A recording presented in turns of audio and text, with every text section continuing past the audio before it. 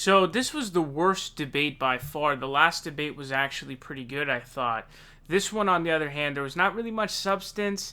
It was much more of a just catfight, complete chaos, and just insanity. And it was a complete ish show. Okay, we're trying not to get demonetized here. So this is a crazy clip. This is one of the highlights of the debate. This is Tom Steyer and Joe Biden going at each other to the death. I guess the only way you do this is jump in and speak twice as long as you should. Here's the deal. Look, a guy is a friend of mine down here named Fritz Hollings. He passed away. He said, you want to know what a man in a room will do? Look what they've done. Look what they've done. You talk about concerned about race. Well, my good friend on the end of this platform, he, in fact, bought a system that was a private prison system after he knew that, in fact, what happened was they hog-tied young men in prison here in this state. They, in fact, made sure that in Georgia they did not have health care for the people who were being held. They, in fact, went on and he said, after he knew that, he bought it, and then he said he was proud of his accomplishment. You talk about what we're talking about with Bernie. Bernie, in fact, hasn't passed much of anything. The fact of the matter is... But I get to answer that. I get to answer that. Look, the fact is, here's the deal. I'm not out of time. You spoke over time, and I'm going to talk. Here's the deal. Fact of the matter is, look at what's happening here. Look at what's happening here. We have to win the Senate back. And by the way, I went into all of those races that got 41 new Democrats. The majority of them are supporting me for president. Mr. Vice President, I have to allow... Okay. Yes, Mr. Mayor. Mr. Mayor, you're allowed to respond. I bought stock in a prison company thinking they'd do a better job, and I investigated and I sold it. Okay. You knew when you bought it they'd done that. I get to answer this question. And in fact, since then, I've worked to end the use of private prisons in my home state, and we've ended it. I've started a bank to support black ownership of businesses, women ownership of businesses, and Latino owners of businesses, because this financial service industry is prejudiced. I have worked tirelessly on this, and you know I'm right. You wrote the crime bill. Where we come from, that's called Tommy Come Lately. There are other people here. To put hundreds of thousands of young black and Latino men in prison. Okay. Let me say something. Thank you. There's something going on here. Mr. Steyer. I have worked for racial justice completely, and that is an absolute unfair statement. This is like the perfect example I've seen of these guys, like two candidates just straight up cannibalizing each other, because they're both right at the same time, right?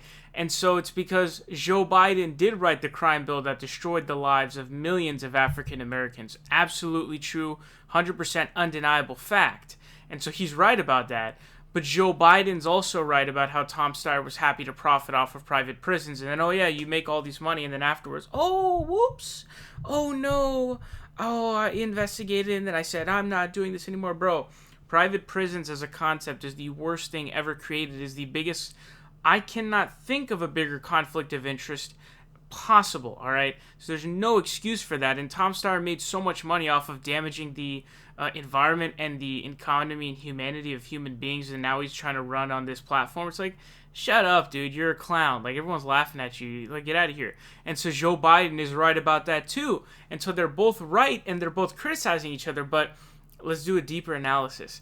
Why are they doing this? Well, Joe Biden recently talked about how he knew that the reason why he was losing South Carolina was because he was losing the black vote to Tom Steyer. Because Tom Steyer, it looks like any time a candidate just pours in a crap ton of money into these states, like, it looks like they pick up a bunch of African American voters. So Bloomberg is doing it. He picked up a ton of African American support.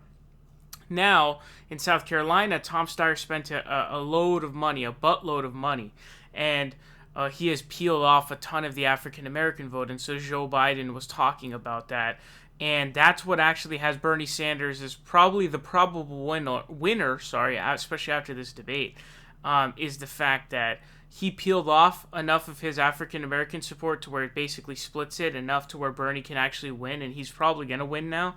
I predicted he's going to win. So when you see that, the reason why Joe is going after him is because he's trying to regain that African American support. He's trying to take it back from Tom Steyer. I don't think he's going to be successful on that mission. I truly don't believe that. But nonetheless, it's what's going on here and what Joe Biden is attempting to do.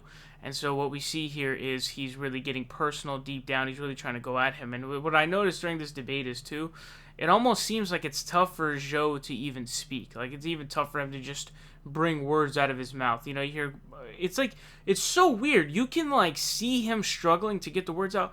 Let me know if you notice that too, man, because that's what I notice every time he's speaking. It's like he's working just to get the words out, and it's like, wow, I have not seen that in a long time, but it's very worrisome. But man, I've never seen a more perfect example of two candidates cannibalizing each other.